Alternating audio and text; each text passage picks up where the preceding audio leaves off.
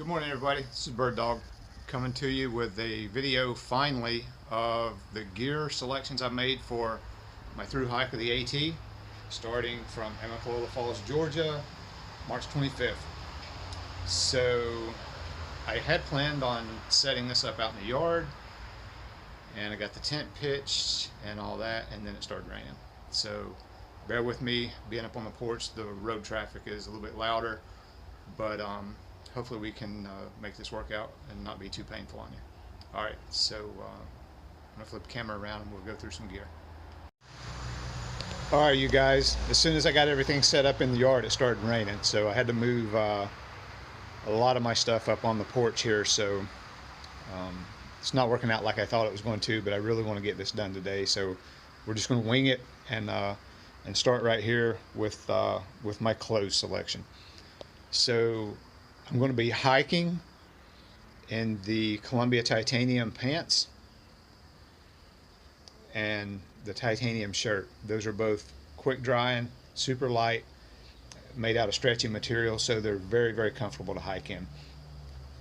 I'll be wearing a combination of those and either a short sleeve shirt by Salomon, the lightweight Patagonia Capilene base layer.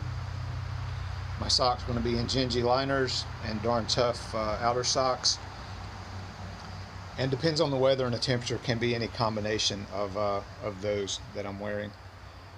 The spare clothes I'm going to have in my pack are going to be the Patagonia R1 fleece top, spare pair of socks, one spare pair of Ex Officio underwear. I'm going to have a pair of shorts and a pair of tights. I can hike in those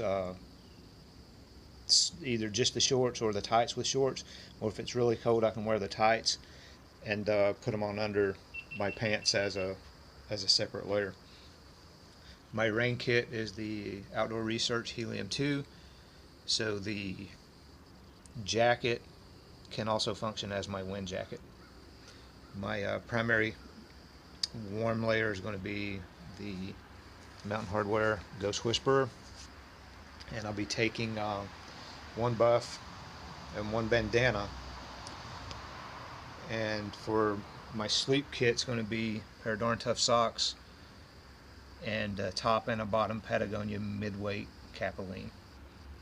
All this stuff's going to be in Z-Packs Cuban Fiber dry bag, and I won't be using a pack liner, so anything that I need to keep dry is going to be in a dry sack. The shoes I'm going to be wearing, sort of changed this up a little bit from what I was wearing earlier. I'm going to go with Salomon XA Pros. That's a Gore-Tex pair right there. I'm going to start in Gore-Tex through the mountains.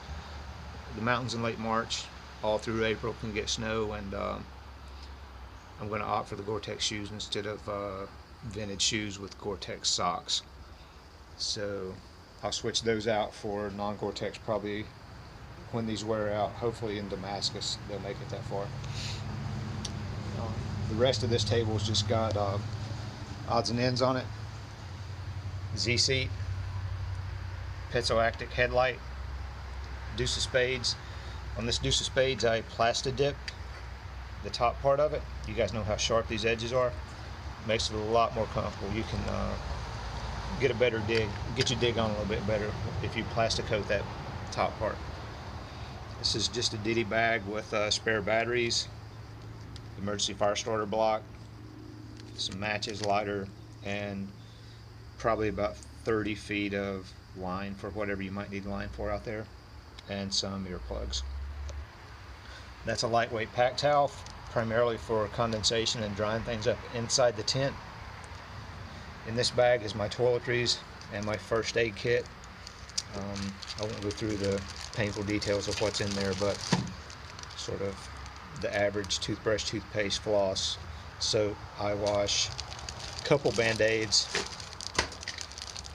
That was a mirror that just fell off down there. I've got packed up for doing those tick checks. And a sewing kit, and then on the ibuprofen bottle I've got a bunch of wraps of Leukotape for blister management. One thing I'm probably carrying, I haven't seen anyone else carry yet, is a hammer. I cut this hammer down and made it 6 ounces. It makes putting those stakes in the ground, no matter how hard, rooty, or rocky the ground is. I'm not going to beat my fingers off with sticks and rocks trying to get my stakes in the ground. So that's 1 6 ounce I'm carrying that. Hopefully will be well worth it on the way. Hanging on the chair over here is a fanny pack with a bottle holder. I've ran I don't know how many hundreds and hundreds of miles with this. I'm going to be wearing it in the front so I can get to my water and snacks in here easy. And it'll be suspended from my shoulder straps. I'll show you that on my pack in a little bit.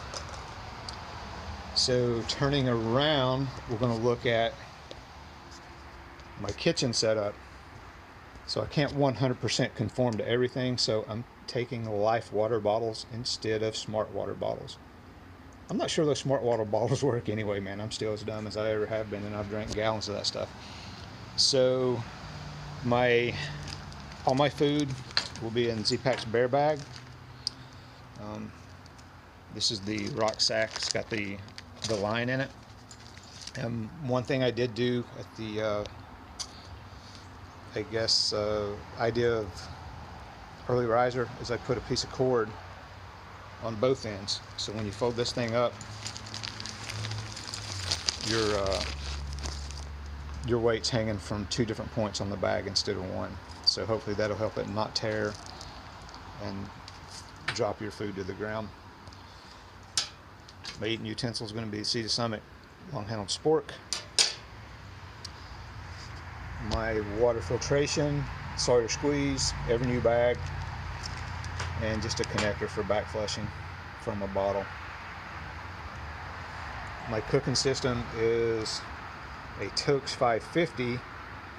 I had an old ragged out Jetboil that I trimmed the neoprene layer off of and wrapped it around this Toaks. It fits pretty good actually.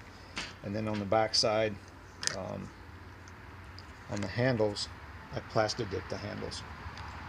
I think I'm not original on that either. In fact, much of what I see I've done, you've already seen before. I think I got this from Probation Termination. I think he did this, and I saw him do it, and I thought, that's a great idea, man. So copying, thanks for that tip. The inside is a Talenti gelato cup. So this is going to be my bowl, my cold soaker, you know, whatever else you want to use it for. Super tough, super light, easy to clean. Put water in it, shake it up, you know, either drink it or pour it out, and you're pretty much cleaned up and good to go. This is a cozy that came off of a GSI coffee mug. Fits that Talenti bowl perfect.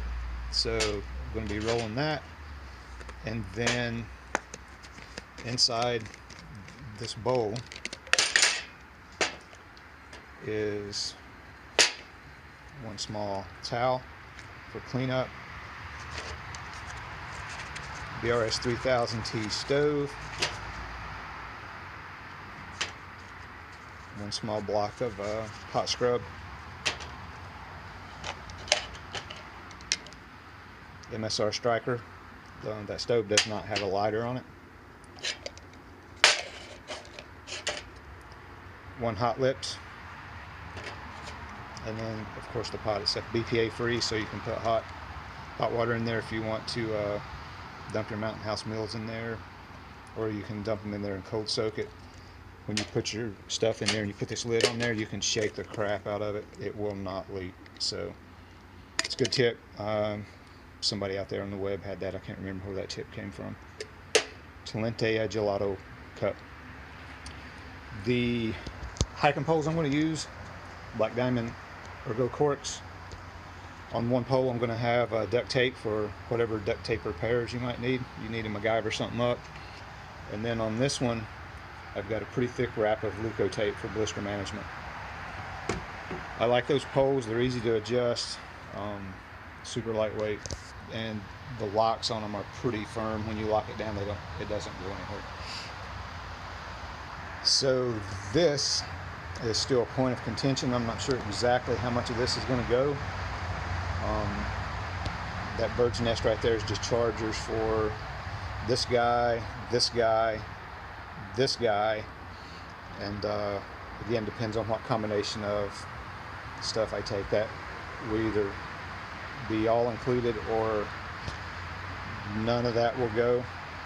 Just my phone will go, and I only have one wire and that. So anyway, still work in progress, not sure exactly what I'm going to roll with that yet. So I've got the tent set up down the yard. Looks like the rain has stopped, so let's go look at the big three. All right, you guys, we're down the yard now. The rain's let up for a minute. We're going to check out my big three. Kind of no surprises here, man. A lot of you guys are already running this stuff, so I'm not going to do any in-depth explanation or anything like that. You guys already know what it is. And for those of you that don't, if you want to just drop me a message, I'll be glad to dig into it a little bit deeper. But there are numerous posts out there about this gear, so let's look at it. All right, so my backpack is going to be the Zpacks Arc Haul, and I've added a couple features on it that I don't know if they're hacks or good ideas or bad ideas, but they work for me, and I'm going to go with it. On each shoulder strap, I clip a line lock, piece of cord, and at the very end another beaner. So these are what will suspend the fanny pack I wear in the front. That's going to be carrying drinks and snacks and whatnot. Have hip belt pouches on both sides, and then on the pack I also added a couple extra straps. They just tie in right there on the top and on the bottom, and there's on the other side the mate of the strap, so these can come across and buckle out here if it needs to support any heavier load that I stuff into this outside mesh, or if I want to, for instance, carry a closed cell foam pad and haul it in the vertical position like this, then those two straps can buckle it down and fasten it. Down on the very bottom, I usually have my Z seat here. Anyway, so that's why I added that, to help with any extra outside strap management I need to do. So the tent of choice is going to be Zpacks Duplex. I'm not going to even say anything else about it. You guys all, in fact, probably on my video I should just say refer to everyone else. This seems to be what everyone's carrying, and for good reason. It's lightweight, it's super easy to pitch, it's Kugan fiber, it doesn't soak up any water, so you give this thing a shake, roll it up, the weight's going to be the same as it was when you unrolled it. I haven't seen anyone who's done a through hike do anything but sing the praises of this tent, and highly recommend it. So that's what I'm going with, Zpacks Duplex. So going inside the tent, I have my sleep system rolled out. That is a Nemo Tensor 20R pad. It's a bear to blow up, and pretty much a bear to let the air out of and roll up, but that thing is so comfortable that it's going to be worth the hassle to get a good night's sleep on that.